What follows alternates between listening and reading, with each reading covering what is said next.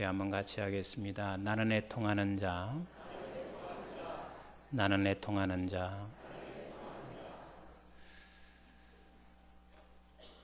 이 세상에서 가장 애통을 많이 하는 분이 계십니다. 누굴까요? 우리 하나님이세요. 하나님은 정말 애통을 많이 하십니다. 그 하나님께서 애통하시는 그 애통함을 우리가 바라보고 애통할 수 있는 사람은 복이 있나니 하나님께서 그에게 위로를 반드시 주실 것입니다. 하나님이 애통하시고 있으면 우리도 애통하는 것이 마땅한 일인데 우리는 사실 그 애통함이 잘 되지 않습니다. 여러분, 애통이 뭐예요? 애통이라고 하는 것은 사전적 의미로 보면 몹시 슬퍼서 마음이 아픈 거예요. 몹시 슬퍼서 마음이 아픈 거. 그러면 우리가 애통한다는 것이 몹시 슬퍼서 아픈 건데 그게 무슨 복이냐고요.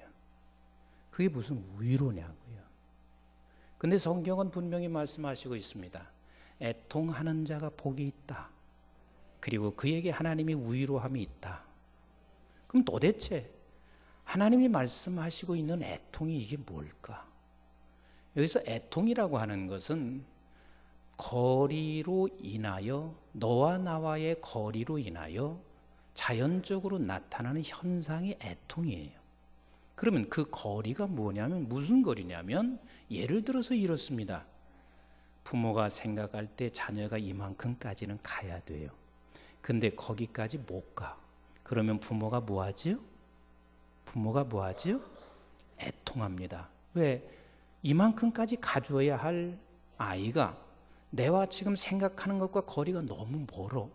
그래서 거기서 애통하게 됩니다. 근데 자녀도 마찬가지예요. 부모님께서 여기까지 해주셨으면 좋겠는데 거기까지 못 가셔. 그래서 자녀들은 또 애통합니다. 교회에서도 마찬가지예요.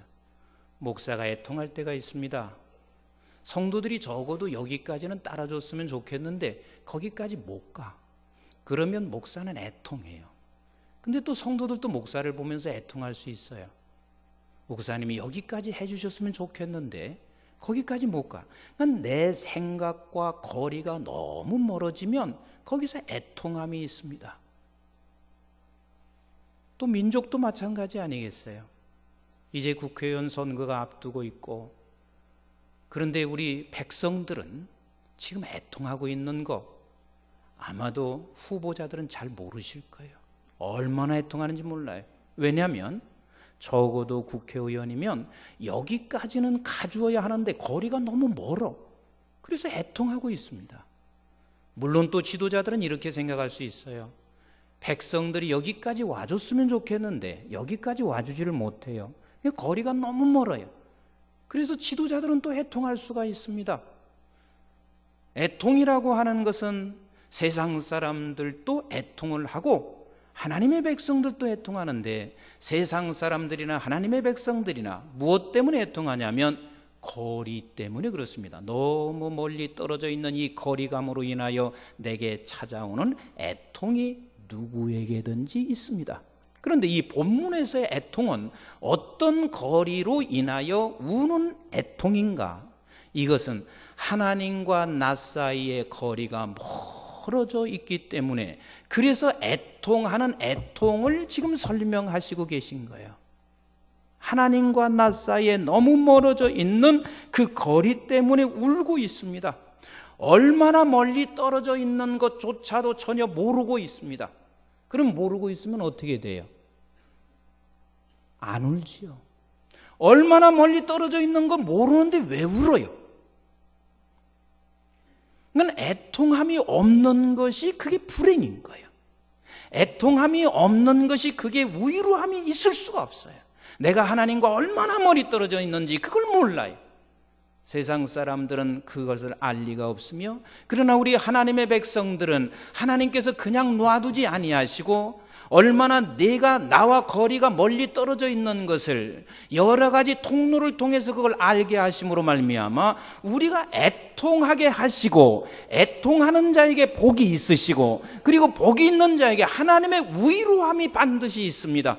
그러면 어떻게 해서 하나님의 백성들에게 하나님과 나 사이에 거리가 얼마나 멀어져 있는지 그걸 알게 하시는 줄 아세요? 지금이에요. 무엇을 통해서? 말씀을 통해서 하나님과 나 사이에 얼마나 거리가 먼지를 그걸 깨닫게 하세요. 그래서 거리가 멀다는 사실을 깨닫게 한다는 이야기는 본인 스스로가 말씀을 통해서 하나님께로 돌아섰습니다. 돌아섰기 때문에 내가 거리가 얼마나 먼지를 아는 것이지, 돌아서지 않고는 하나님께로부터 얼마나 멀리 떨어져 있는지를 알 수가 없습니다. 다윗은 대단한 사람입니다. 그는 정말 하나님을 신실하게 믿어온 사람입니다. 그의 믿음은 누구도 따라갈 수 없는 대단한 믿음을 가지고 있습니다.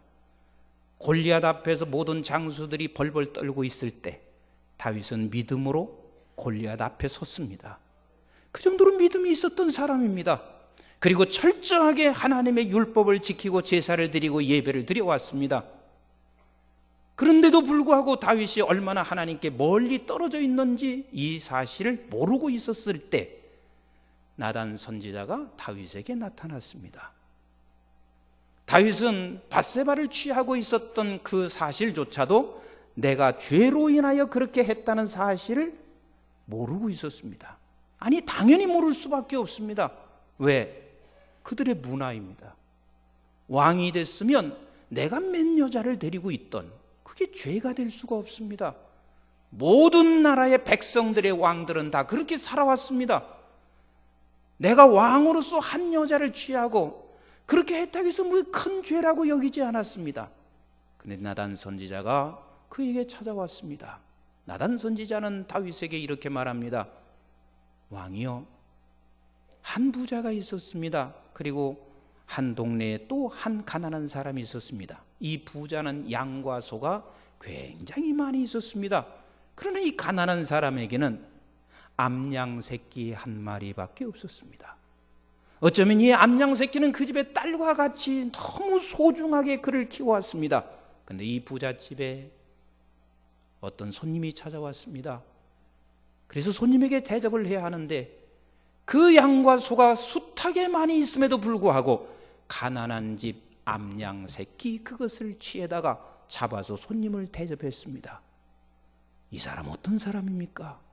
이걸 그냥 놔둬야 됩니까? 다윗은 거기서 분을 내면서 당장 끌어다가 그 사람에게 양을 4배로 갚도록 하라 그랬습니다.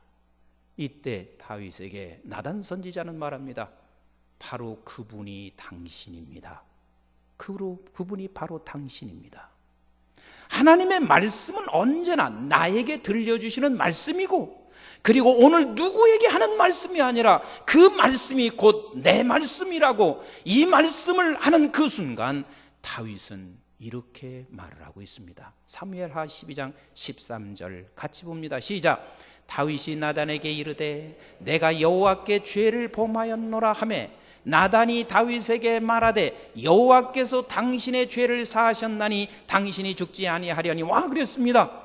여기서 지금 다윗은 이렇게 말하고 있습니다. 내가 여호와께 범죄하였습니다. 이 말은 여호와 하나님으로부터 내가 얼마나 멀어졌는지를 지금 고백하고 있는 거예요. 그럼 멀어졌는지를 고백했다는 말은 다윗이 지금 주님께 등을 돌려서 멀리 가고 있다가 하나님의 말씀을 듣고 어떻게 한 거지요? 뒤를 돌아섰습니다. 돌아서 보니 하나님과 나 사이에 얼마나 멀리 와 있는지를 그때야 비로소 깨달았습니다. 말씀을 통하여 그걸 깨달았습니다. 그리고 다윗은 말을 하고 있습니다. 내가 여호와께 범죄하였사오니 라고 그리고 고백을 하면서 이 고백과 함께 시편 51편에 다윗은 나단 선지자의 말씀을 듣고 그가 하나님 앞에 애통하는 시를 쓰고 있습니다. 시편 51편 1절부터 한번 같이 천천히 읽어보실까요? 시작. 하나님이여 주의 인자를 따라 내게 은혜를 베푸시며 주의 많은 긍휼을 따라 내 죄악을 치워주소서. 나의 죄악을 맑게 씻으시며 나의 죄를 깨끗이 제하소서. 무릇 나는 내 죄과를 아오니 내 죄가 항상 내 앞에 있나이다. 내 주께만 범죄하여 주의 목전에 악을 행하였사오니 주께서 말씀하실 때에 의로우시다 하고 주께서 심판하실 때에 순전하시다 하리이다. 내가 죄악 중에서 출생하였으며 어머니가 죄 중에서 나를 잉태하였나이다. 얼마나 지금 멀리 와 있는 것을 다윗은 지금 하나님 앞에 내가 죄악 중에서 태어났습니다. 내 어머니 뱃속에서부터 나는 죄악 중에서 있었습니다. 지금까지 이렇게 하나님과 나는 너무 멀리 와 있다는 사실을 돌아서서 말씀을 듣고 돌아서서 보니 그 죄 때문에 애통하고 있는 다윗, 그에게 복이 있었습니다. 무슨 복인 줄 아세요? 시편 51편 16절부터 같이 한번 읽어볼까요? 16절 시작. 주께서는 제사를 기뻐하지 아니하시나니 그렇지 아니하면 내가 드렸을 것이라. 주는 번제를 기뻐하시 아니하시나이다. 여러분, 다윗은 지금까지 하나님 앞에 예배 잘 드렸어요. 제사 잘 드렸어요.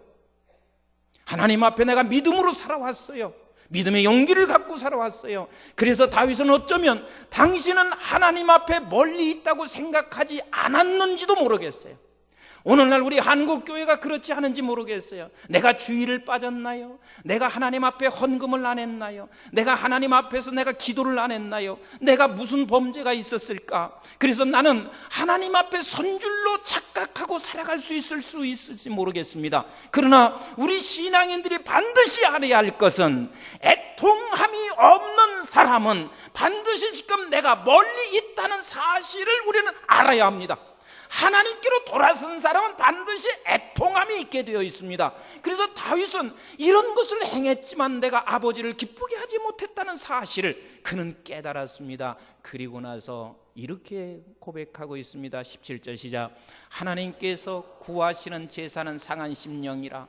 하나님이여 상하고 통회하는 마음을 주께서 멸시하지 아니하시리다. 애통이 복이라는 거요. 애통하는 것을 하나님께서 받으시고 애통하는 것을 하나님께서는 보시고 있으니 애통이 복이라는 거요. 그리고 19절 이렇게 말씀하시는 거예요. 시작. 주의 은택으로 시온에서 선을 행하시고 예루살렘 성을 쌓으소서. 그때에 주께서 어떻게 하셨습니까? 의로운 제사와 번제와 온전한 번제를 기뻐하시리니 그때에 그들이 수소를 주의 제단에 드리리이다.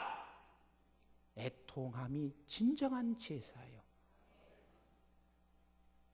그래서 우리 하나님께서는 그 애통의 제사를 받으시고 하나님이 응답하시니 이게 복이고, 그 응답 자체가 하나님의 위로이십니다.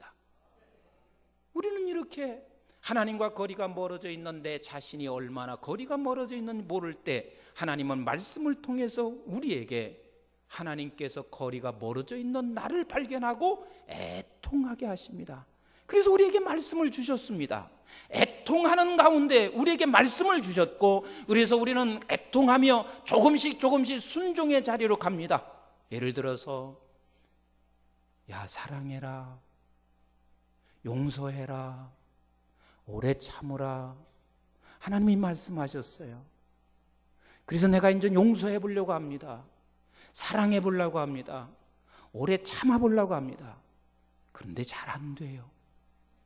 결국은 말씀을 통해서 우리가 돌아서서 애통하고 다시 그 말씀을 받고 내가 조금씩 순종하려고 그 자리에 설 때 이 순종이 또 잘 안 되는 거예요. 한 발짝 내디딜 때마다 내가 그것이 어렵다는 사실을 압니다. 그래서 하나님 앞에 가까이 나가는 게 얼마나 힘든지를 알아 다시 또 애통하고 있습니다.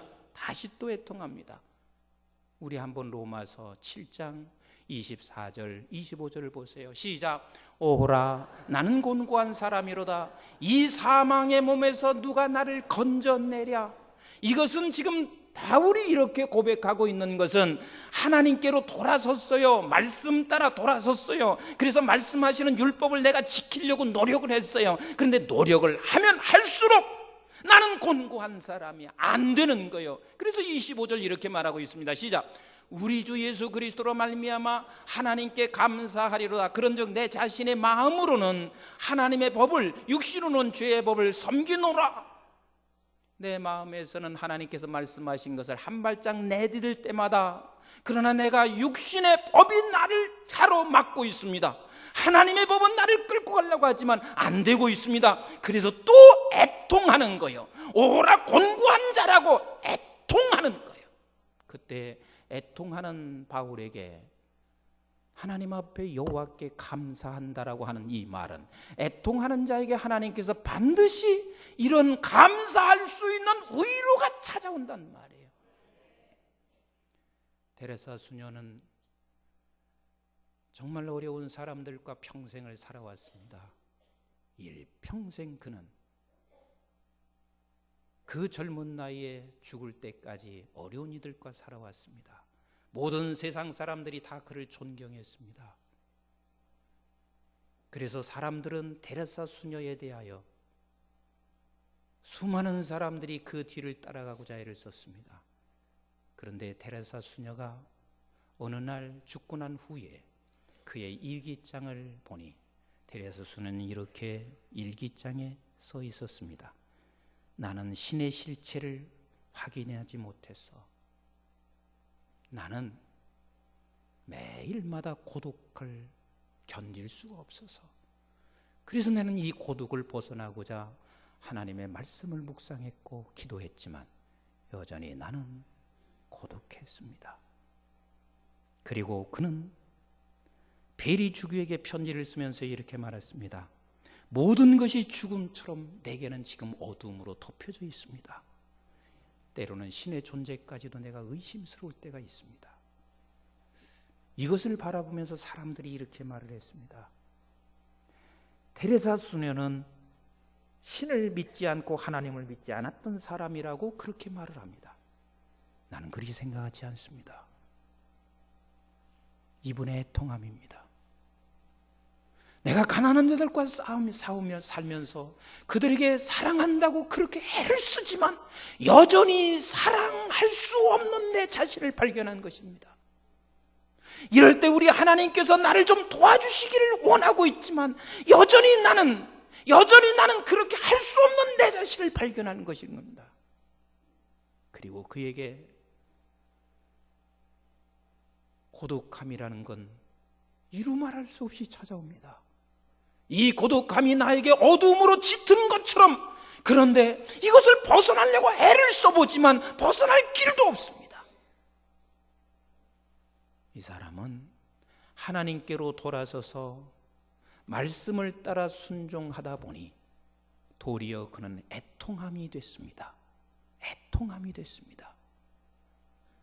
그래서 하나님을 믿는 사람들은 말씀을 들으면서 우리가 돌아서서 내가 얼마나 멀리 있는지를 깨닫고 애통하게 되는 것이고, 또 하나님을 믿는 사람들은 내가 좀 더 순종하여 하나님 앞에서 아버지의 말씀을 따라 살라고 하다 보니 결국은 내가 그를 할 수 없는 내 자신을 바라보며 내가 애통할 수밖에 없고, 그 애통하는 우리에게 우리 하나님께서는 반드시 우리를 안아주시고 감싸주시고 위로해 주시는 우리 하나님이십니다. 그래요, 어느 정도는 우리는 또 순종할 수가 있습니다. 내가 이만큼까지 순종했다는 것으로 우리는 애통함을 이제는 거두고 내가 위로를 받을 수 있습니다. 나는 여기까지 순종했다고. 그런데 여러분, 이런 상황에도 하나님 앞에서 순종하면서 애통하지 않을 수 있을까 한번 생각해 보세요. 욥은 하나님께서 인정한 사람이었습니다. 하나님께서 욥을 향해서 뭐라고 했냐면, 그는 온전하고 정직하고, 그리고 그에게는 하나님을 향하여 어떤 것도 하나님 앞에서 부족함이 없을 만큼 완전한 의인이라고 칭하고 있습니다. 그런 욥이었습니다. 하루아침에 모든 것들이 다 잃어버리는 순간이 찾아왔습니다. 이유 없이 모든 것을 다 잃어버렸습니다. 이때도 욥은 욥기서 1장 22절에 보면 그는 하나님을 향하여 하나도 원망하지 아니했습니다. 이런 욥이었습니다. 이렇게 완벽하게 우리 하나님 앞에서 일을 할 수 있습니다. 완벽하게 우리가 주님 앞에 헌신할 수 있습니다. 완벽하게 사람이 인정하고 하나님이 인정할 만큼 그렇게 할 수 있습니다. 그래서 나는 울지 않고 이제는 애통하지 않을 수 있는 사람이 될 수 있습니다. 그러나 욥에게 끊임없는 도전과 아픔과 고난과 환난이 계속되고 있습니다. 친구도 그를 버립니다. 심지어는 아내도 나에게 위로가 없습니다. 이때 욥은 하나님 앞에 그때부터 추정하기 시작합니다. 하나님 앞에 불평하기 시작합니다. 그리고 난 후에 욥이 욥기서 42장에 와서 이제 다시 애통하는 사람으로 바뀌어집니다. 아하, 내가 지금까지 어느 정도 순종했던 것도 하나님께서 돕지 않았으면 내가 순종할 수 없었으며, 이러한 환난과 역경을 내가 만나고 나니 이렇게 내가 나약한 존재인 것을 그가 깨달았습니다. 그래서 욥기서 42장 5절에 이렇게 욥이 말합니다. 한번 같이 읽어볼까요? 시작. 내가 죽게 대하여 귀로 듣기만 하여 싸우나, 그러니까 지금까지는 귀로 듣고 지금 살아왔습니다. 그러나 이제는 시작, 이제는 눈으로 주를 배웠나이다.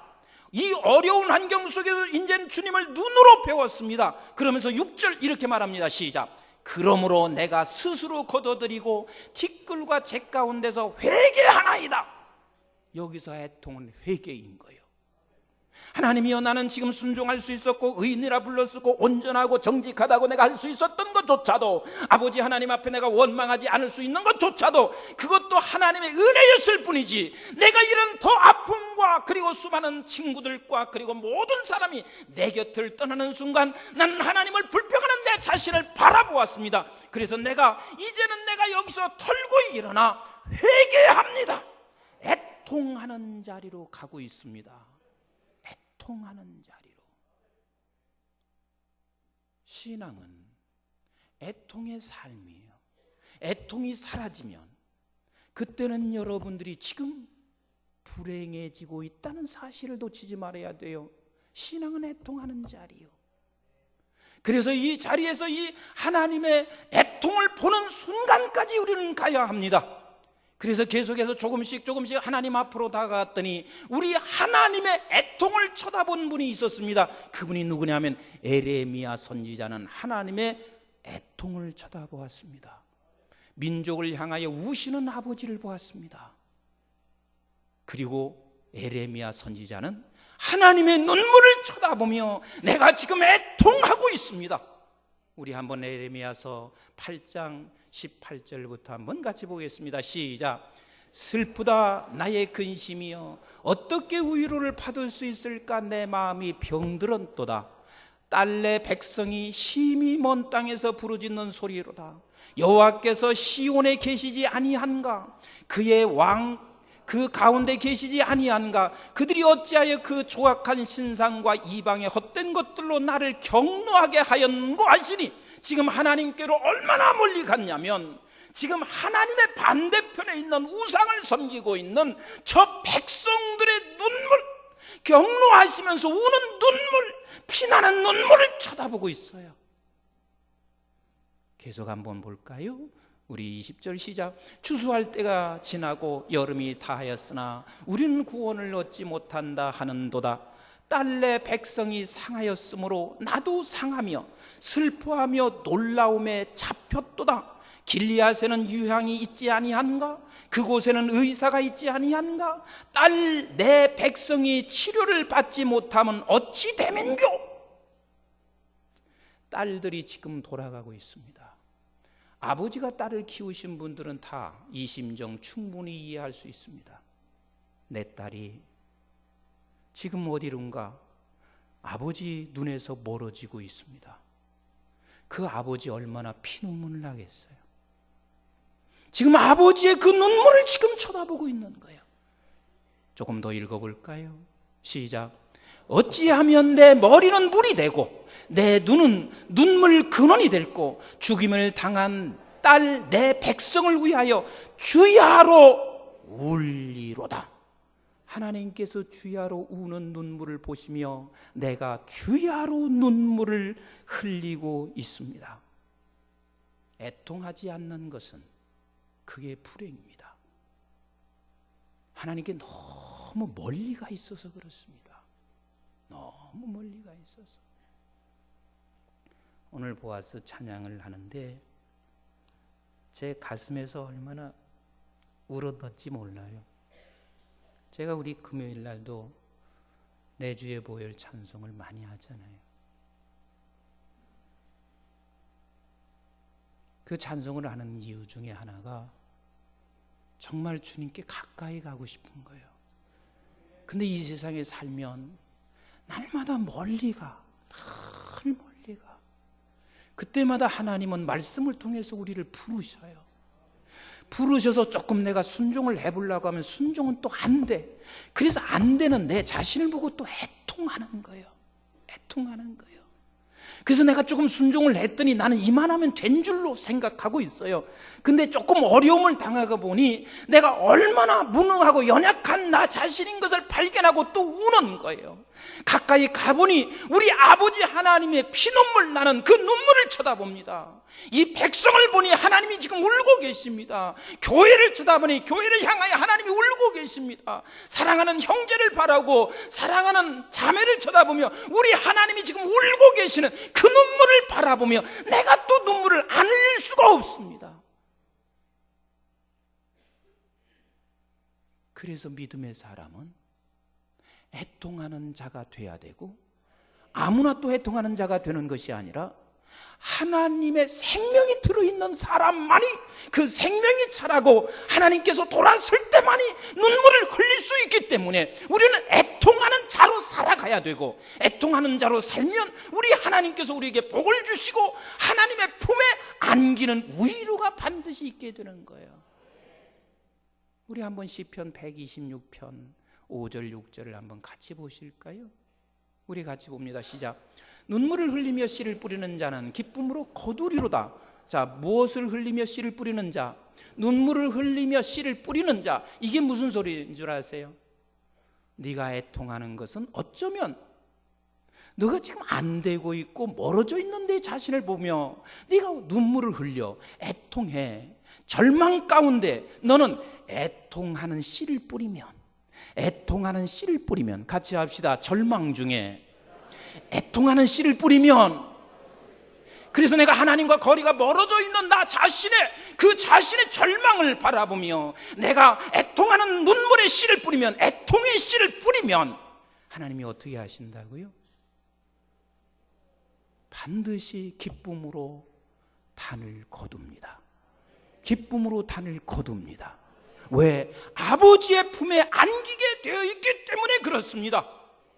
그리고 6절에 이렇게 말씀하시고 계시잖아요. 시작. 울며 씨를 뿌리러 나가는 자는 반드시 기쁨으로 그 곡식단을 가지고 돌아오리라. 우리 하나님이 그래서 이 애통하는 자를 복이 있다고 말씀하시고 있고 애통하는 자에게 하나님이 위로가 있다고 말씀하시고 계십니다. 사랑하는 성도 여러분, 오늘날 한국교회가 왜 이렇게 절단나고 있는 줄 아세요? 왜 이렇게 절단나는 줄 아세요? 뭐가 없어서 그래요? 애통이 없어서 그래요. 애통이 없다는 얘기는 뭐예요? 하나님과 지금 거리가 멀어져 있어요. 근데 멀어져 있는 것조차도 지금 몰라요. 그래서 하나님께서 지금 말씀을 하시고 있지만 그 말씀마저도 외면하고 있습니다. 한국교회가 가장 하나님이 기뻐하실 때가 언제인 줄 아세요? 애통하는 눈물과 회개가 있었을 때 교회가 부흥이 있었고 그때 하나님이 기뻐하셨고 그때 하나님이 위로함이 있었습니다. 그때 하나님이 주시는 평안이 있었습니다. 그러나 우리는 애통의 눈물이 사라짐으로 말미암아 교회는 분쟁과 싸움밖에 없어요.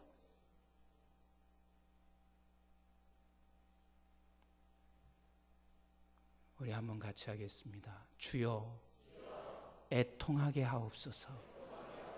신앙은 애통입니다. 세상 것 때문에 애통하는 것이 아니요, 세상 것과 내가 거리가 멀어져서 세상 것을 잃어버렸기 때문에 애통하는 것이 아니라 하나님과 나 사이의 거리가 너무 멀어져서 말씀을 통하여 오늘 이 시간 여러분들이 돌아서서 보니 내가 하나님과 너무 걸어져 있어서, 멀리 떨어져 있어서, 아버지, 주님과 너무 멀리 가 있습니다. 나를 불쌍히 여겨주시옵소서. 그 불쌍히 여겨달라고 하는 이 기도가, 애통함이, 그 애통의 씨를 뿌릴 때 여러분들에게 기쁨으로 단을 거두는 하나님의 위로와 평강과 은혜가 우리 한국교회에 다시 회복될 줄로 나는 믿습니다. 적어도 우리 교회 성도님들, 그리고 방송을 통해서 듣는 모든 성도들이 평생을 살아가는 날 동안 애통하는 자리에 서시기를 주님의 이름으로 축복합니다.